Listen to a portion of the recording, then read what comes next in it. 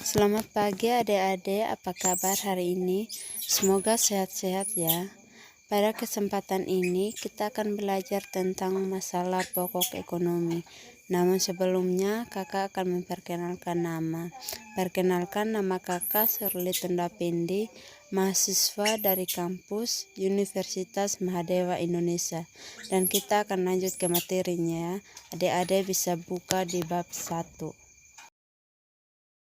Dari masalah pokok ekonomi terdapat juga beberapa kebutuhan. Yang pertama menurut sifat, yang kedua menurut intensitas, yang ketiga menurut pemenuhan, yang keempat menurut subjek dan konsumennya.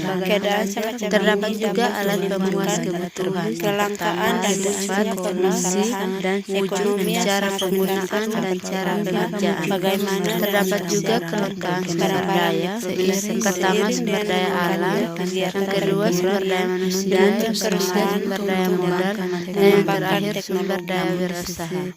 Biaya peluang, masalah pokok ekonomi, tenaga kerja yang pertama teori klasik, yang pertama produksi, distribusi, dan konsumsi. Ini dengan tujuan agar kamu dapat menyelesaikan permasalahan tersebut dan sistem ekonomi yang tepat.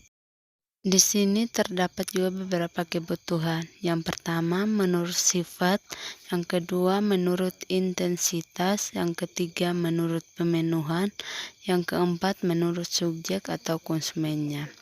Ada juga alat pemuas kebutuhan. Yang pertama sifat, yang kedua fungsi, yang ketiga wujud, yang keempat cara penggunaan, yang kelima cara pengerjaan. Ada juga kelangkaan sumber daya. Yang pertama sumber daya alam, yang kedua sumber daya manusia, yang ketiga sumber daya modal, yang keempat sumber daya wirausaha. Terdapat juga masalah pokok ekonomi dan teori klasik. Yang pertama produksi, distribusi, dan konsumsi. Terdapat juga teori modern, what, how, dan for whom. Yang bagian A, kebutuhan. Kebutuhan manusia setiap hari dihadapkan pada berbagai kebutuhan.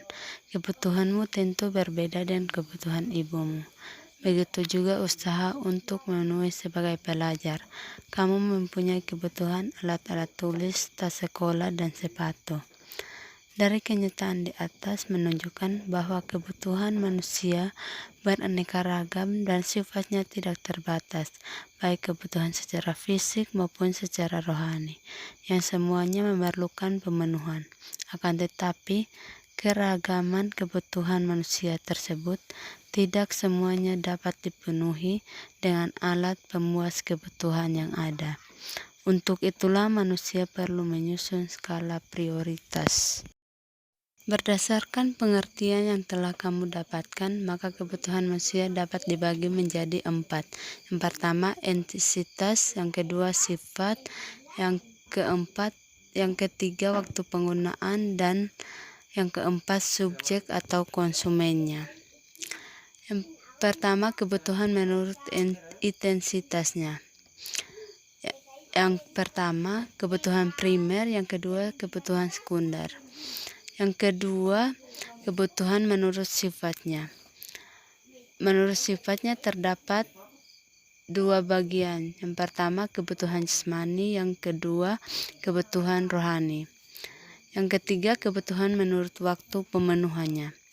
Ada juga beberapa. Yang pertama, kebutuhan sekarang. Yang kedua, kebutuhan mendatang. Yang keempat, kebutuhan menurut subjek atau konsumennya.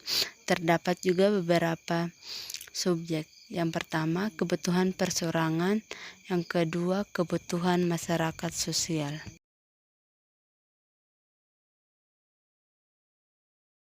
Yang B, alat pemuas kebutuhan barang dan jasa. Yang pertama, barang menurut sifatnya. Terdapat juga langkah-langkah. Yang pertama, barang ekonomis. Yang kedua, barang bebas. Yang kedua, barang menurut fungsinya atau tujuan penggunaannya. Yang pertama, barang konsumsi adalah barang yang langsung dapat memenuhi kebutuhan manusia. Yang kedua, barang produksi atau barang modal. Yang ketiga, barang menurut wujudnya. Ada juga beberapa menurut wujudnya. Yang pertama, barang konkret. Yang kedua, barang abstrak. Dan yang keempat, barang menurut cara penggunaannya.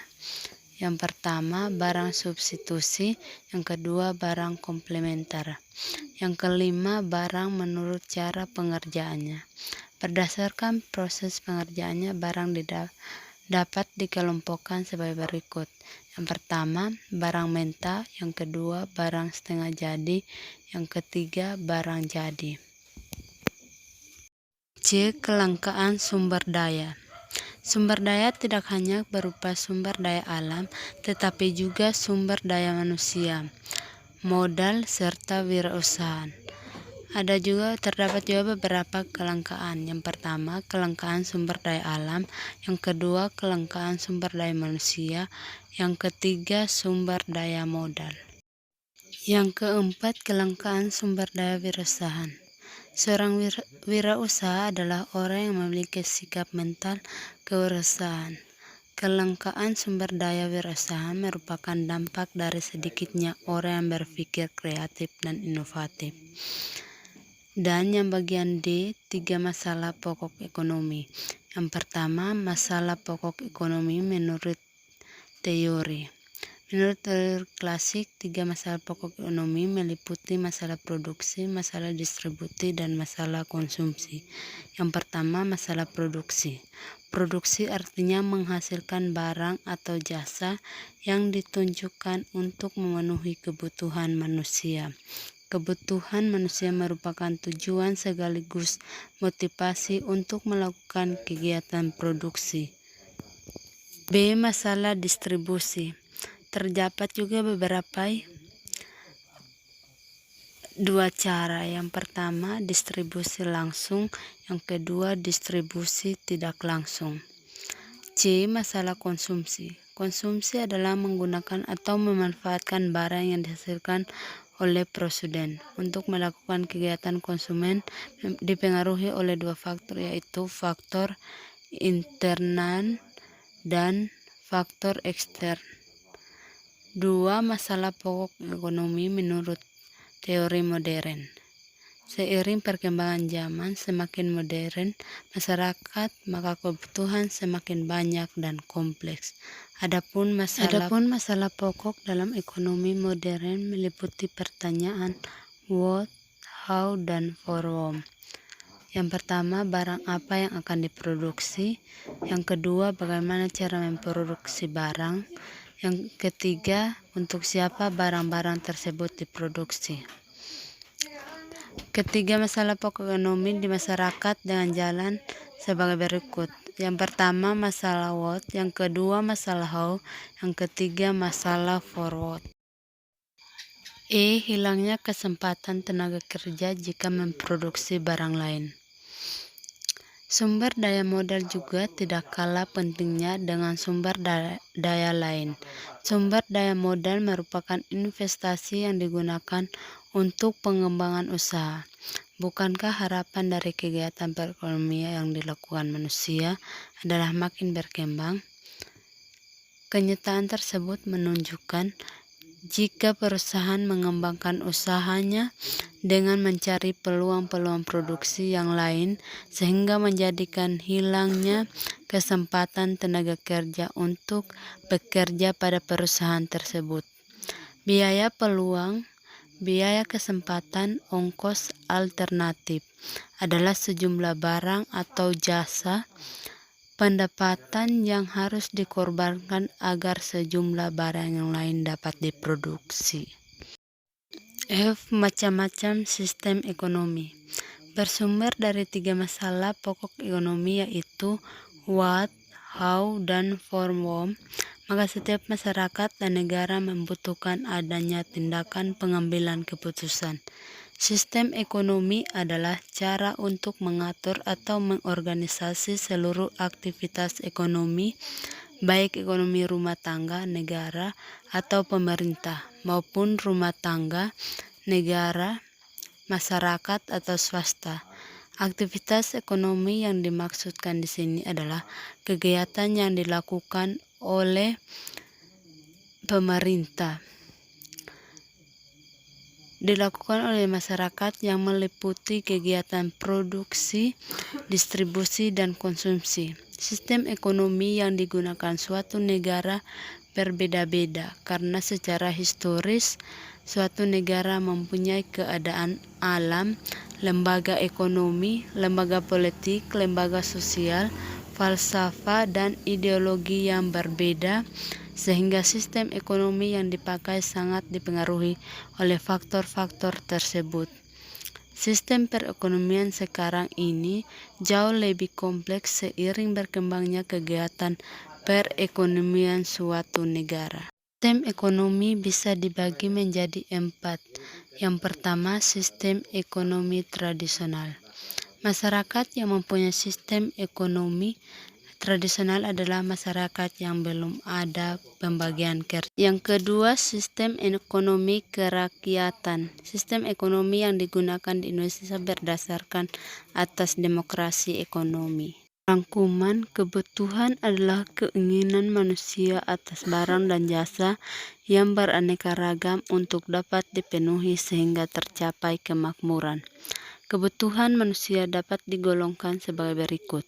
Yang pertama, menurut intensitas terdiri atas kebutuhan primer, sekunder, dan tersier.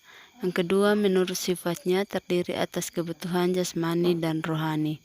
Yang ketiga, menurut waktunya terdiri atas kebutuhan sekarang dan mendatang. Yang keempat, menurut subjeknya terdiri atas kebutuhan individu dan sosial. Barang atau jasa adalah segala sesuatu yang dapat digunakan untuk memenuhi kebutuhan atau pemuas kebutuhan manusia. Barang dan jasa dapat digolongkan sebagai berikut. Menurut sifatnya terdiri atas barang bebas dan barang ekonomis. Yang kedua, menurut fungsinya terdiri atas barang konsumsi dan barang produksi. Yang ketiga, menurut wujudnya terdiri atas barang konkret dan barang abstrak. Yang keempat, menurut cara penggunaannya terdiri atas barang substitusi dan barang komplementer. Yang kelima, menurut cara pengerjaan terdiri atas barang mentah, barang setengah jadi, dan barang jadi. Kegunaan barang meliputi faedah elemen, faedah waktu, faedah tempat, faedah bentuk, dan faedah hak milik. Sumber daya berupa SDA, SDM, sumber daya modal, dan sumber daya pengusaha yang digunakan untuk memenuhi kebutuhan dapat bersifat langka. 3 masalah pokok. Jadi baik adik-adik, sekian pertemuan kita pada hari ini. Sampai jumpa minggu depan. Semoga apa yang kakak sampaikan tadi adik-adik bisa mengerti dan memahaminya. Namun sebelum kita akhiri, kita tutup dalam doa sesuai keyakinan dan kepercayaan kita masing-masing.